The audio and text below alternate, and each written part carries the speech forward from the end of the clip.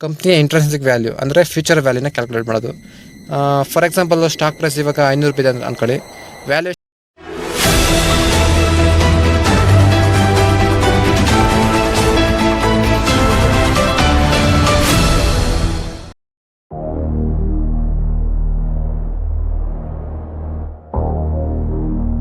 Hi friends, welcome to our YouTube channel.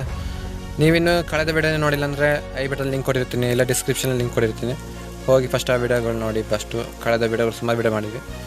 ಹಾಗೆ ನಮ್ಮ ಚಾನಲಿನ subscribe ಆಗಿಲ್ಲ ಅಂದರೆ ಸಬ್ಸ್ಕ್ರೈಬ್ ಆಗಿ ಪಕ್ಕದಲ್ಲಿರೋ ನೋಟಿಫಿಕೇಷನ್ ಬೆಲ್ನ ಕ್ಲಿಕ್ ಮಾಡಿ. ಈ ವಿಡಿಯೋನ ಶೇರ್ ಆಗಿ ಲೈಕ್ ಮಾಡಿ. ಈ ವಿಡಿಯೋನ ಕೊನೆ ತನಕ ನೋಡಿ. ಫ್ರೆಂಡ್ಸ್, ಇವತ್ತಿನ ವಿಡಿಯೋದಲ್ಲಿ ನಾನು ಫಂಡಮೆಂಟಲ್ ಅನಾಲಿಸಿಸ್ನ 2 ಟೈಪ್ಸ್ ಬಗ್ಗೆ ಸ್ವಲ್ಪ ಡೀಟೇಲಾಗಿ ಸ್ವಲ್ಪ ಬೇಸಿಕ್ ಇನ್ಫಾರ್ಮೇಷನ್ ಕೊಡ್ತೀನಿ. ಯಾಕಂದರೆ ನೀವು ಲಾಂಗ್ ಟೈಮ್ ಇನ್ವೆಸ್ಟ್ಮೆಂಟ್ ಮಾಡ್ತೀನಿ ಅಂತ ಹೋದರೆ ನೀವು ಫಂಡಮೆಂಟಲ್ ಅನಾಲಿಸಿಸ್ ಮಾಡಲೇಬೇಕಾದ ಕಂಪ್ನಿದು. ಈಗ ಅಲ್ಲಿ 2 ಟೈಪ್ಸ್ ಬರುತ್ತೆ ಫಂಡಮೆಂಟಲ್ ಅನಾಲಿಸಿಸಲ್ಲಿ. ಒಂದು ಕ್ವಾಲಿಟೇಟಿವ್ ಅನಾಲಿಸಿಸ್, ಇನ್ನೊಂದು ಕ್ವಾಂಟಿಟೇಟಿವ್ ಅನಾಲಿಸಿಸು. ಕ್ವಾಲಿಟೇಟಿವ್ ಅನಾಲಿಸಿಸ್ ಅಂದರೆ ಮ್ಯಾನೇಜ್ಮೆಂಟ್ ಅನಾಲಿಸಿಸು, ಬಿಸ್ನೆಸ್ ಮಾಡೋದು ಮತ್ತು ಬಿಸ್ನೆಸ್ ಸ್ಟ್ರಾಟಜೀಸ್ ಹೆಂಗಿದೆ ಮತ್ತು ಮೋಟ್ ಅಂತ ಹೇಳ್ತಾರೆ, ಅಂದರೆ ಕಾಂಪಿಟೇಟಿವ್ ಅಡ್ವಾಂಟೇಜು ಮತ್ತು top share of people mind, products and services, ಇದ್ರ ಬಗ್ಗೆ ಹೇಳ್ತಾ ಹೋಗ್ತೀನಿ ಹಿಂಗಂತ ನೋಡಿ. Very important management. ನೀವು ಫಂಡಮೆಂಟಲ್ ಅನಾಲಿಸಿಸ್ ಮಾಡೋದಕ್ಕೆ ಸ್ಟಾರ್ಟಿಂಗ್ಗೆ ನೀವು ಮ್ಯಾನೇಜ್ಮೆಂಟ್ ಅನಾಲಿಸಿಸ್ ಮಾಡಬೇಕಾಗುತ್ತೆ. ಅಲ್ಲಿಂದ ನೀವು ಅನಾಲಿಸಿಸ್ನ ಸ್ಟಾರ್ಟ್ ಮಾಡಬೇಕಾಗುತ್ತೆ. ಒಂದು ಒಳ್ಳೆ ಹಾನೆಸ್ಟ್ ಆಗಿರೋಂಥ ಮ್ಯಾನೇಜ್ಮೆಂಟ್ ಕಂಪ್ನಿ ಇನ್ವೆಸ್ಟ್ ಮಾಡಿದ್ರೆ, ಈಗ ಫಾರ್ ಎಕ್ಸಾಂಪಲ್ ಟಾಟಾ ಅಂತ ಬಂದರೆ ರತನ್ ಟಾಟಾ ಗೊತ್ತಿದೆ ಅವ್ರು ಹೆಂಗಂತ, ಇಂಥ ಹಾನೆಸ್ಟ್ ಪರ್ಸನ್ ಅಂತ.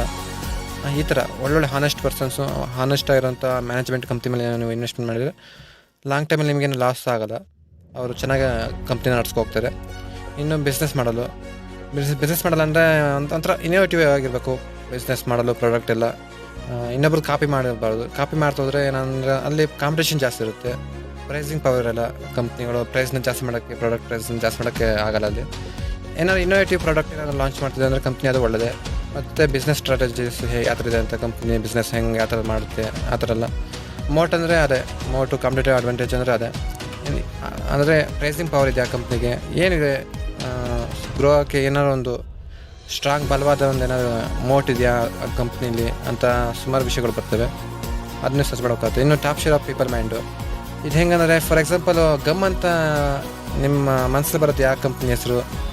ಫೆವಿಕಾಲ್ ಇಲ್ಲ ಫೆವಿಕ್ವಿಕ್, ಅದೇ ಹೆಸರು ಬರೋದು. ಇನ್ನು ಶೇವಿಂಗ್ ಪ್ರಾಡಕ್ಟ್ ಅಂತ ಬಂದರೆ ಜಿಲೆಟ್ ಅಂತ ಬರುತ್ತೆ. ಪೇಂಟ್ ಅಂತ ಬಂದರೆ ಏಷ್ಯನ್ ಪೇಂಟ್ ಅಂತ ಬರುತ್ತೆ. ಇನ್ನು ಟೂತ್ ಪೇಸ್ಟ್ ಅಂತ ಬಂದರೆ ಕೋಲ್ಗೇಟ್ ಅಂತ ಬರುತ್ತೆ. ಟೈರ್ ಅಂತ ಬಂದರೆ MR ಟೈರು. ಈ ಥರ ಯಾವ ಕಂಪ್ನಿ ಹೆಸರು ಬರುತ್ತೆ ನಿಮ್ಮ ಮನಸ್ಸಲ್ಲಿ, ನಿಮ್ಮ ಮನಸ್ಸಲ್ಲಿ ಅಂತಲ್ಲ, ಎಲ್ಲರ ಮನಸ್ಸಲ್ಲೂ ಜಾಸ್ತಿ ಇತ್ತು. 50-70% ಜನ ಮನಸ್ಸಲ್ಲಿ ಯಾವ ಹೆಸರು ಬರುತ್ತೆ, ಕಂಪ್ನಿ ಹೆಸರು, ಪ್ರಾಡಕ್ಟ್ ಯಾವ್ದು ಹೆಸರು ಬರುತ್ತೆ ಅಂಥ ಕಂಪ್ನಿಲಿ ಏನಂದರೆ ಬ್ರ್ಯಾಂಡಿಂಗ್ ಪವರ್ ಇರುತ್ತೆ ಅಂತ ಅರ್ಥ. ಆಮೇಲೆ ಸೇಲ್ಸು ಮತ್ತು ಪ್ರಾಫಿಟ್ ಗ್ರೋತು ಬೇಗ ಆಗ್ತಿರುತ್ತೆ ಆ ಕಂಪ್ನಿದು. ಈ ಥರ top share mind, people mind ಇರೋಂಥ ಕಂಪ್ನಿಗಳು, ಇಂಥ ಕಂಪ್ನಿಗಳು ಸರ್ಚ್ ಮಾಡಬೇಕಾಗುತ್ತೆ. ಅಂಥ ಕಂಪ್ನಿ ಇನ್ವೆಸ್ಟ್ ಮಾಡಿದ್ರೆ ಒಳ್ಳೆಯದೇ. ಲಾಂಗ್ ಟೈಮಲ್ಲಿ ಅದು ತುಂಬ ಸೇಲ್ಸ್ ಗ್ರೋತ್ ಆಗ್ತಾನೆ ಇರುತ್ತೆ ಆ ಕಂಪ್ನಿಯಲ್ಲಿ, ಪ್ರಾಫಿಟ್ ಗ್ರೋತ್ ಎಲ್ಲ. ಇಂಥ ಕಂಪ್ನಿಗಳನ್ನು ಸರ್ಚ್ ಮಾಡಬೇಕಾಗುತ್ತೆ, ಹುಡುಕಬೇಕಾಗುತ್ತೆ. ಇನ್ನು ಪ್ರಾಡಕ್ಟ್ ಆ್ಯಂಡ್ ಸರ್ವಿಸ್ ಅಂದರೆ ಗೊತ್ತಿದೆ, ಕಂಪ್ನಿ ಪ್ರಾಡಕ್ಟ್ ಸರ್ವಿಸ್ ಹೆಂಗಿದೆ, ಹಾನೆಸ್ಟ್ ಆಗಿದೆಯಾ, ಒಳ್ಳೆ ಅಂದರೆ ವ್ಯಾಲ್ಯೂ ಫಾರ್ ಮನಿನ ಯಾವ ಥರ ಒಳ್ಳೊಳ್ಳೆ ಪ್ರಾಡಕ್ಟು ಕೊಡ್ತಾಯಿರ, ಕಸ್ಟಮರ್ ಸ್ಯಾಟಿಸ್ಫ್ಯಾಕ್ಷನ್ ಆಗ್ತಿದೆ, ಅವರಿಗೆ ಏನಾದರೂ ಖುಷಿ ಸಿಗ್ತಿದೆ ಅಂತ ಸ್ವಲ್ಪ ಚೆಕ್ ಮಾಡೋಕ್ಕಾಗುತ್ತೆ. ಇಲ್ಲದು ಸುಮಾರು ಈ ಥರ ಬರ್ತವೆ. ಇದು ವೆರಿ ಇಂಪಾರ್ಟೆಂಟ್. ಫಸ್ಟ್ ನೀವು ಇದನ್ನ ಇಷ್ಟು ಅನಾಲಿಸಿಸ್ ಮಾಡಿ ಆಮೇಲೆ ಕ್ವಾಂಟಿಟೇಟಿವ್ ಅನಾಲಿಸಿಸ್ ಬರಬೇಕಾಗುತ್ತೆ. ಅಂದರೆ ಫೈನಾನ್ಷಿಯಲ್ ಸ್ಟೇಟ್ಮೆಂಟು, ಕಂಪ್ನಿಗೆ ಎಷ್ಟು ಪ್ರಾಫಿಟ್ ಆಯಿತು, ಲಾಸ್ ಆಯಿತು, ರೆವಿನ್ಯೂ ಎಷ್ಟು ಬಂದಿದೆ, ಈ ಥರ ವಿಷಯಗಳು. ಇನ್ನು ರೇಷಿಯೋಗಳು ಬರ್ತವೆ, ಫೈನಾನ್ಷಿಯಲ್ ರೇಷಿಯೋ, ಪಿ ರೇಷಿಯೋ, ಈ ಥರ ಸುಮಾರು ರೇಷಿಯೋಗಳು ಬರ್ತವೆ. ಪಿ ರೇಷಿಯೋ ಥರನೇ ಮತ್ತು price to book value ratio, ಈ ಥರ ಸುಮಾರು ಟೈಪ್ಸ್ ರೇಷಿಯೋಗಳು ಬರ್ತವೆ. ಅವುಗಳ ಅನಾಲಿಸ್ ಮಾಡಬೇಕು. ಮತ್ತು ಲಾಸ್ಟಿಗೆ ವ್ಯಾಲ್ಯೂಯೇಷನ್ ಅಂತ ಬರುತ್ತೆ. ವ್ಯಾಲ್ಯೂಯೇಷನ್ ಅಂದರೆ ಕಂಪ್ನಿಯ ಫುಲ್ ಕ್ಯಾಶ್ ಫ್ಲೋ ಸ್ಟೇಟ್ಮೆಂಟ್ ಎಲ್ಲ, ಫ್ರೀ ಕ್ಯಾಶ್ ಫ್ಲೋ ಇದೆಲ್ಲ ಚೆಕ್ ಮಾಡಿ ಕಂಪ್ನಿಯ ಇಂಟ್ರೆನ್ಸಿಕ್ ವ್ಯಾಲ್ಯೂ ಅಂದರೆ ಫ್ಯೂಚರ್ ವ್ಯಾಲ್ಯೂನ ಕ್ಯಾಲ್ಕುಲೇಟ್ ಮಾಡೋದು. ಫಾರ್ ಎಕ್ಸಾಂಪಲ್ ಸ್ಟಾಕ್ ಪ್ರೈಸ್ ಇವಾಗ 500 ರೂಪಾಯಿ ಅಂತ ಅಂದ್ಕೊಳ್ಳಿ. ವ್ಯಾಲ್ಯೂಯೇಷನಲ್ಲಿ ಅದು ಇಂಟ್ರೆನ್ಸಿಕ್ ವ್ಯಾಲ್ಯೂನು ಕ್ಯಾಲ್ಕುಲೇಟ್ ಮಾಡಿ ಅದ್ರದ್ದು ಫ್ಯೂಚರ್ ವ್ಯಾಲ್ಯೂ, ಇಂಟ್ರೆನ್ಸಿಕ್ ವ್ಯಾಲ್ಯೂ 1000, 1,500 ಆ ಥರ ಬಂದರೆ ನಿಮಗೆ ಒಳ್ಳೆಯದೇ ಅಲ್ವಾ. ಈಗ ಅಂದರೆ ಮುಂದೆ ಫ್ಯೂಚರ್ಲಿ ಶೇರ್ ಪ್ರೈಸು 1,500 ರೂಪಾಯಿಗೆ ಹೋಗುತ್ತೆ ಅಂತ ಅರ್ಥ. ಇವಾಗ ನಿಮಗೆ 500 ರೂಪಾಯಿಗೆ ಸಿಗ್ತಿದೆ ಶೇರ್ ಪ್ರೈಸು.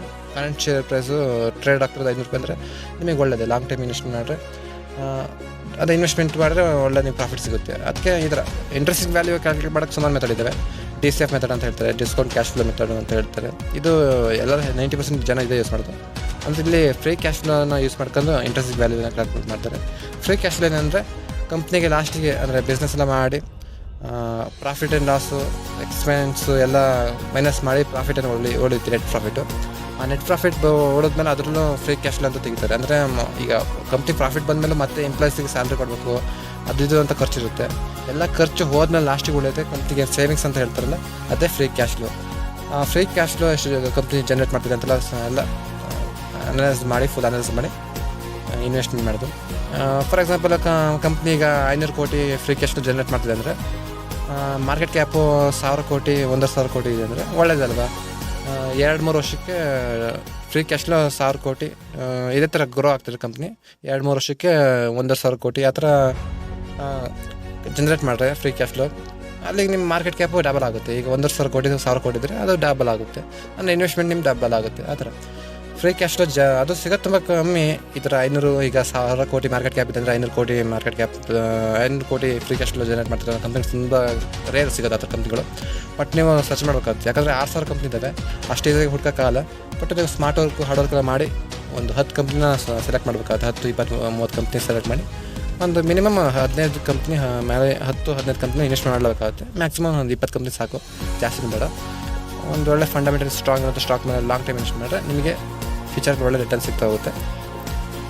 ಸೊ ಈ ವಿಡಿಯೋದಲ್ಲಿ ಇಷ್ಟೇ ಇನ್ಫಾರ್ಮೇಷನು. ಇಷ್ಟ ಆದರೆ ವಿಡಿಯೋ ಲೈಕ್ ಮಾಡಿ, ಶೇರ್ ಮಾಡಿ, ನಿಮ್ಮ ಫ್ರೆಂಡ್ಸ್ಗೂ ಶೇರ್ ಮಾಡಿ, ಅವ್ರಿಗೆ ಸ್ವಲ್ಪ ಕಲಿಯೋಕ್ಕೆ ಚಾನ್ಸ್ ಸಿಗುತ್ತೆ. Thank you for watching. Have a nice day. Bye bye.